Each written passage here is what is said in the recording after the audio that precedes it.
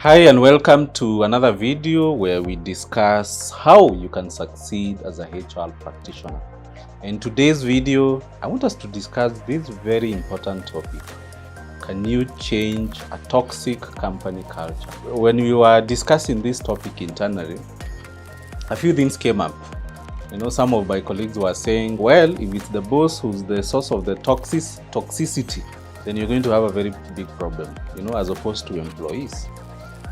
So I want us to take more of a positive approach and look at, whether it's the boss, whether it's the employee, how do you go about fixing a toxic work culture?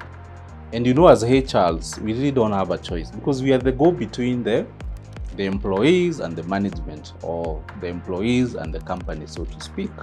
So it's very important for us to be able to know how to go about it. Because think about it, you can't be running away every time you're faced with this situation. And as we know, dealing with people is never easy.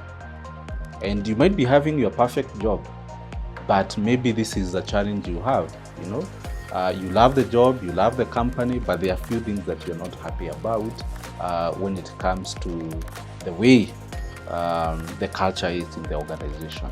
So I do have 3 tips for you.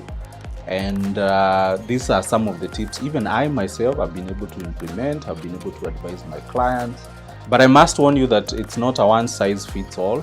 So look at the situation and adapt whatever solution you have to fit the situation.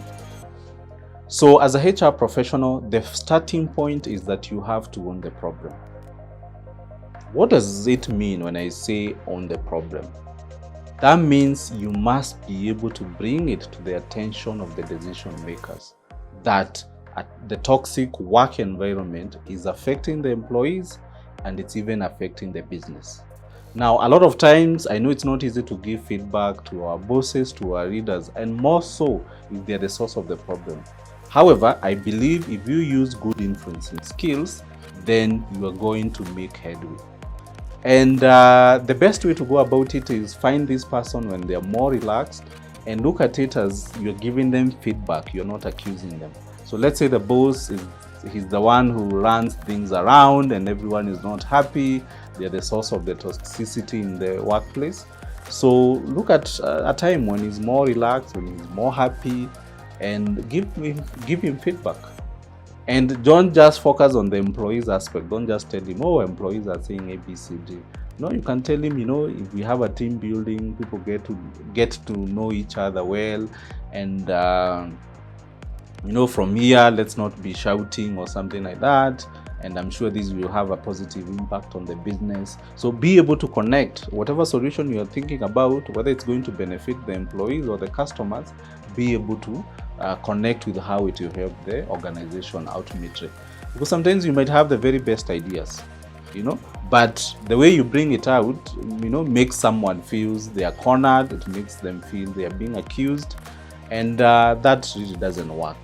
So the first point is, if you want to change a toxic work environment, you have to own the problem.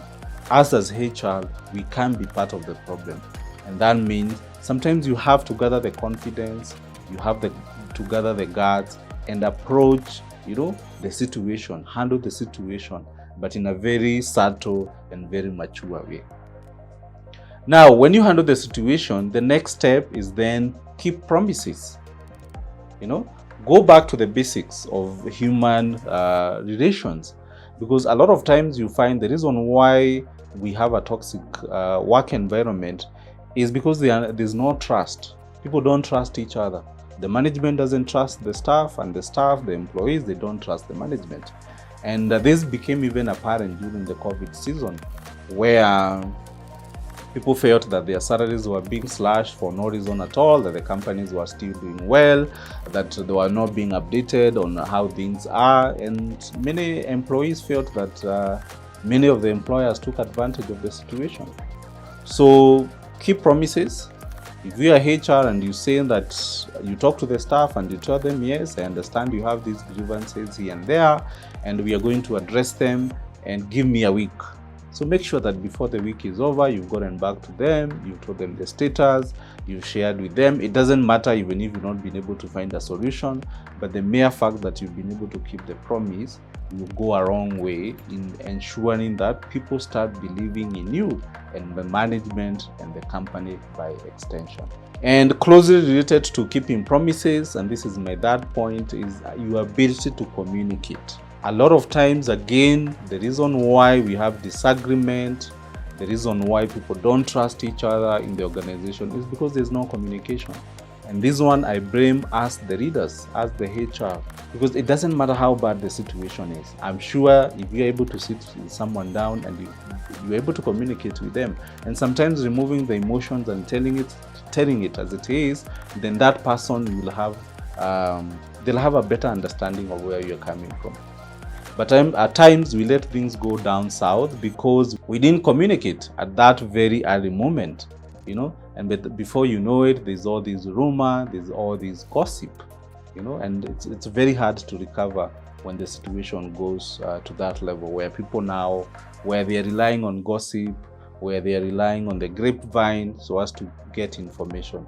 So as readers, it's very important, as HR professionals, it's very important that we're able to communicate both the bad and the good, so that people can know and be able to plan for their lives, so to speak. So there you have it. I'm sure if you apply these 3 tips, then you're going to have a much easier time when it comes to changing a toxic company culture. But I must warn you, you can only do this if you have the blessings and the support of the senior management. Why? Because the company culture starts at the top. And if you find that the biggest obstacle is the directors, is the decision makers, is the senior management who you are relying on, then after you've brought the problem to them and you've done your best to try to let them see how this is affecting the employees and even the business by extension, if they don't change, then what I can tell you is that you're in the wrong place, and you need to start thinking about plan B. You need to start thinking about another job, because the reality is, if you don't have support from the decision makers, you don't have support from the directors, it doesn't matter what you try to do. And I've had instances where I'm coaching or mentoring HR professionals, and someone will come to my office and I meet them, let's say in January, and from what we discuss, you can clearly tell that they are working for the wrong employer. Unfortunately, they don't take action, and whenever I'm meeting them closer to the year, either they've also lost the job, their self-esteem has been affected, and they're really in a pretty bad shape. So what I would tell you is, don't be hard on yourself. If you've tried to do your best and you don't see the situation improving, there's no harm in you looking for another job, so that you can be able to work in a place where your advice will be valued and you'll be able to do your best, you'll be able to thrive. So thank you for watching this video, and I look forward to sharing with you more tips on how you can be able to succeed in HR. And for me to be able to do that, you do have to subscribe, and I'll be sharing with you new videos every week. Thank you very much, and see you next week.